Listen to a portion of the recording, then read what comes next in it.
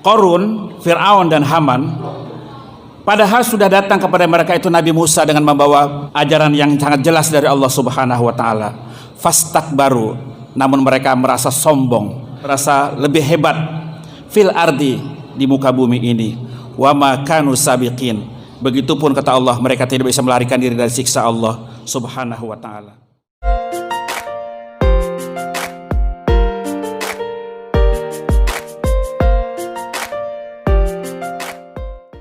Jamaah rahimakumullah, secara garis besar umat manusia ini dari zaman ke zaman, dari zaman Nabi Adam sampai akhir kehidupan nanti, secara global terbagi 3 golongan,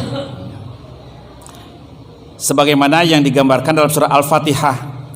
Ada manusia itu yang tipenya itu perjalanan hidupnya adalah an'amta alaihim, siratal ladzina an'amta alaihim, yaitu orang-orang yang telah diberi nikmat oleh Allah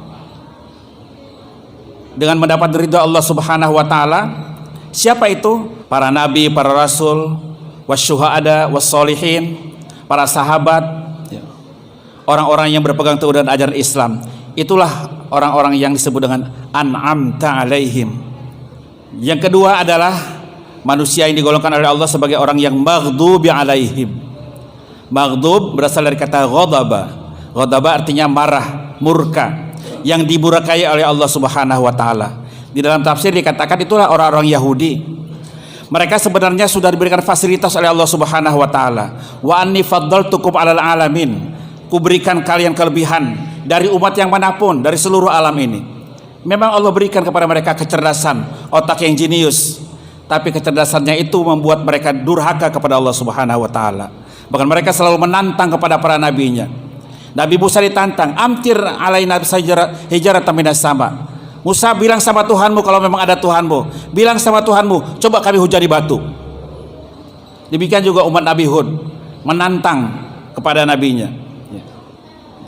Kecerdasan mereka itu dibuat untuk menantang. Nabi Musa habis dibully habis-habisan.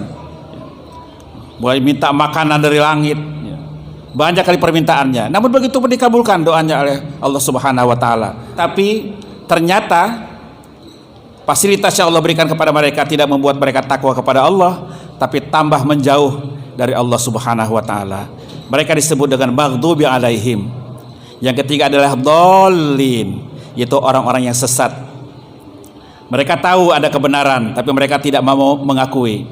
Yuharrifunal kalima amma wadi'ihi. Mereka berani-berani merubah-rubah ya apa yang sudah ditetapkan oleh Allah Subhanahu wa taala.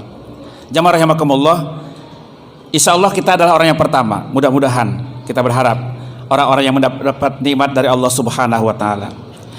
Jamaah rahimakumullah, perjalanan para rasul mengemban amanah dari Allah Subhanahu wa taala cukup berat.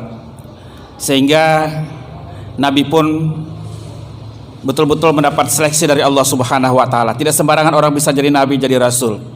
Bahkan di antara rasul yang 25 itu ada namanya rasul ulul azmi, orang yang betul-betul kuat, gigih, melebihi dari 20 nabi yang lain. Perjalanan para rasul cukup memprihatinkan. Katakanlah pada zaman Nabi Musa, dia harus berhadapan dengan Fir'aun sebagai penguasa yang kejam, Haman sebagai perdana menteri, dan Qarun orang kaya yang selalu menyepelekan orang-orang miskin dan anak-anak yatim. Karena hebatnya mereka berbuat dosa, sampai-sampai dituliskan dalam Al-Quran, dalam surat Al-Ankabut. Kalau kita baca sekitar dari ayat 39 sampai 41, itu semuanya bercerita tentang bagaimana kebiadaban Fir'aun, Haman dan Qarun dihadapi oleh seorang Nabi Musa beserta adiknya Nabi Harun alaihissalam. Bismillahirrahmanirrahim. Wa qaruna wa fir'auna wa hamana wa laqad ja'ahum Musa bil bayyinati fastakbaru fil ardi wa ma kanu sabiqin. Qarun, Fir'aun dan Haman, padahal sudah datang kepada mereka itu Nabi Musa dengan membawa ajaran yang sangat jelas dari Allah Subhanahu wa taala. Fastakbaru, namun mereka merasa sombong, merasa lebih hebat fil ardi, di muka bumi ini. Wa ma kanu sabiqin, Begitupun kata Allah, mereka tidak bisa melarikan diri dari siksa Allah Subhanahu wa taala. Jamaah rahimakumullah, jauh sebelum umat Nabi Musa juga ada umat-umat yang lain. Di dalam surah Al-Fajr diceritakan, Bismillahirrahmanirrahim. Alam taro kaifa fa'ala rabbuka bi'ad irama dzatil imad allati lam yukhlaq misluha fil bilad wa samud alladzina jabus sakhra bil wad wa fir'auna dzil autad alladzina taghaw fil bilad fa aktsaru fiha al fasad fasabba alaihim rabbuka sawta adzab inna rabbaka labil mirsad. Kata Allah, coba kamu perhatikan bagaimana Tuhanmu telah menindak kaum Ad. Kaum Ad ini hidup pada zaman Nabi Hud. Mereka sudah membuat teknologi yang sangat canggih. Mereka sudah membuat bangunan yang dengan tiang-tiang yang sangat kokoh. Mereka bisa membuat rumah-rumah di kaki-kaki bukit terjal, batu-batu cadas mereka pahati semua. Hari ini lokasinya sekitar kawasan Hadramaut. Masih ada bangunannya. Allati lam yukhlaq mithluha fil bilad. Kehebatan mereka itu belum pernah dibuat oleh orang-orang lain di negeri manapun, kata Allah. Artinya mereka sudah menemukan teknologi yang sangat hebat pada masa itu. Mereka sombong dengan teknologi itu. Wa samud alladzina jabus sakhra bil wad. Demikian juga kaum Samud. Kaum Samud ini hidupnya pada zaman Nabi Shalih.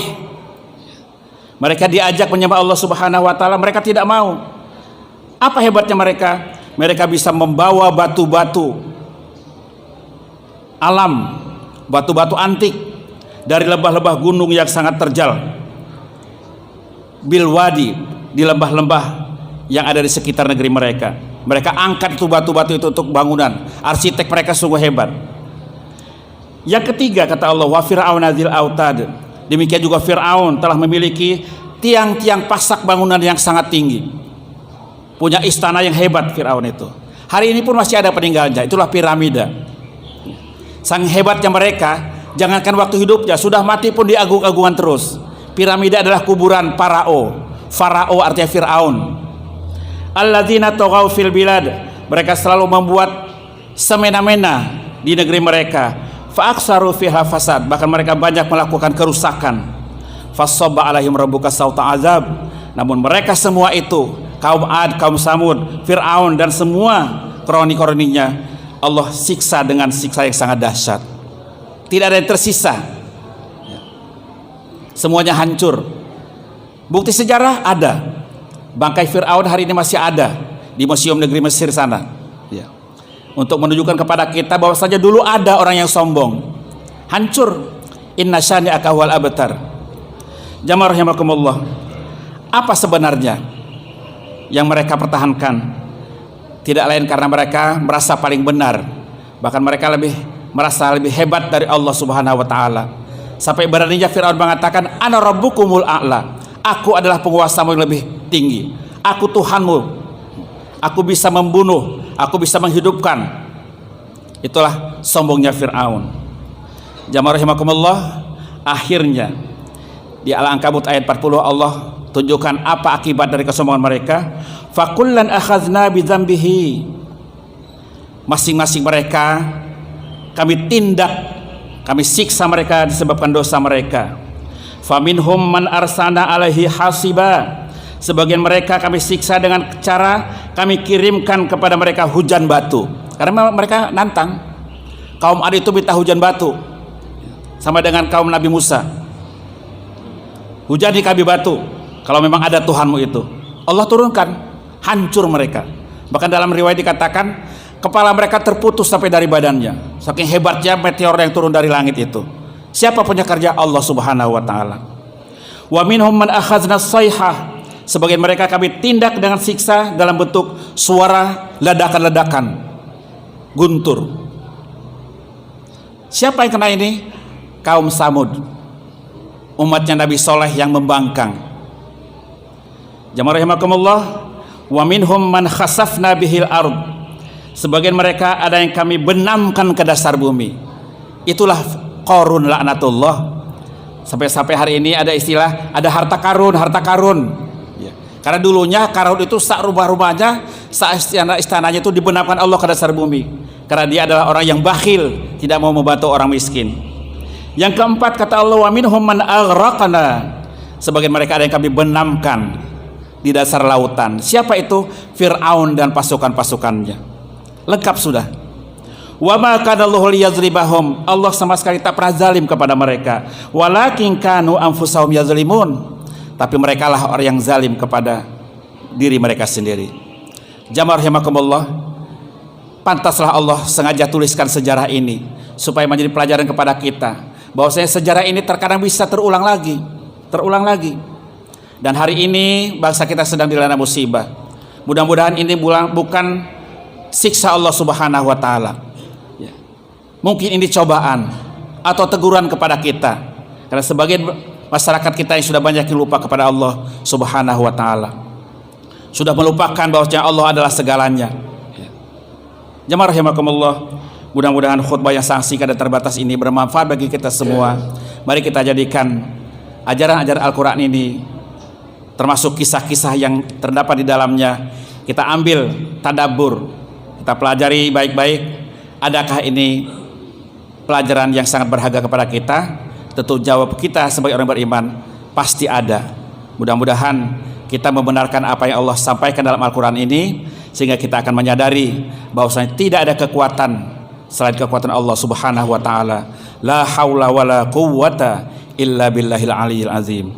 Barakallahu li wa lakum fil Qur'anil azim wa nafa'ani wa iyyakum bima fihi minal ayati wa dzikril hakim wa taqabbala minni wa minkum tilawatahu innahu huwas samiul alim.